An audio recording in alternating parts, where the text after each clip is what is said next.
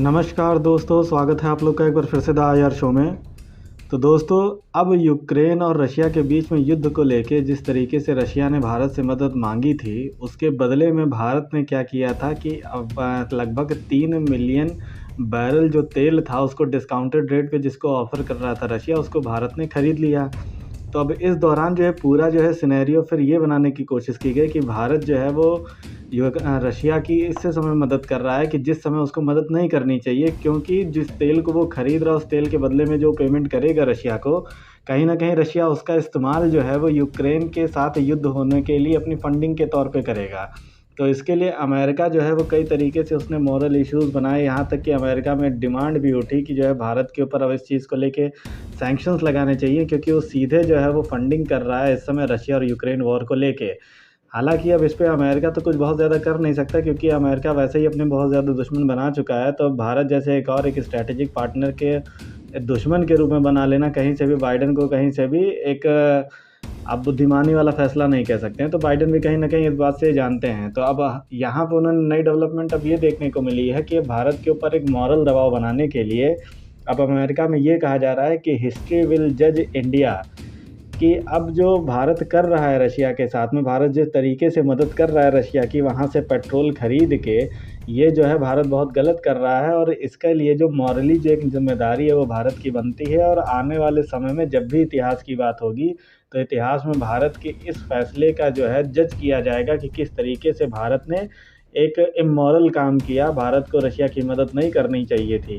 लेकिन दोस्तों, यहीं पे देखिए आप कितनी बड़ी एक आप कह सकते हैं कि विचित्र बात है कि अमेरिका सबकी जो मोरालिटी के बारे में बात करता है, लेकिन अपनी मोरालिटी को भूल जाता है कि किस तरीके से उसने अफ़गानिस्तान के लोगों का क्या हाल किया अपने इतने साल के वहाँ पे गवर्निंग बॉडी बन के। साथ ही साथ यूक्रेन को पूरा युद्ध का मैदान बना डाला, उसको आश्वासन लगातार देते रहे कि हम आपकी मदद करेंगे। लेकिन मदद करने के नाम पे यही हुआ कि यूक्रेन को जो है इसमें पूरा बैटल ग्राउंड बना के वहाँ पे इस समय अपनी डर्टी पॉलिटिक्स को प्ले कर रहा है अमेरिका, पर्दे के पीछे से बैठ के। तो अब यहाँ पे भारत को इसके ऊपर ज्ञान देना कि जो है भारत जो है वो भारत को याद किया जाएगा हिस्ट्री में कि भारत ने किस तरीके से रशिया की मदद की। तो दोस्तों, उस अमेरिका को पहले इस बात की खुद ही सुनिश्चित करना चाहिए था कि अगर वो रशिया के ऊपर सैंक्शंस पे सैंक्शंस लगाता जा रहा है तो भारत जैसे देश जो कि तेल के ऊपर बहुत ज़्यादा निर्भर हैं, उस तेल की आपूर्ति को कहाँ से करेंगे। क्योंकि इन्होंने सबसे पहले ईरान के ऊपर प्रतिबंध लगाया, वेनेजुएला के ऊपर प्रतिबंध लगाया, ठीक है, भारत ने उसको भी बर्दाश्त किया।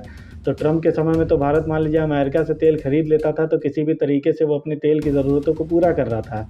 लेकिन अब तो बाइडेन के समय में जो तेल का जो प्रोडक्शन है उसको भी पूरी तरीके से बंद कर दिया गया है। तो अब इसके बाद भारत क्या करे, ये भी तो सोचना चाहिए था। लेकिन दोस्तों, प्रॉब्लम यहाँ पे अमेरिका की यही है कि वो केवल अपने इंटरेस्ट को लेके ही सोचता है, उसको किसी भी देश के इंटरेस्ट से कोई भी लेना देना नहीं होता है।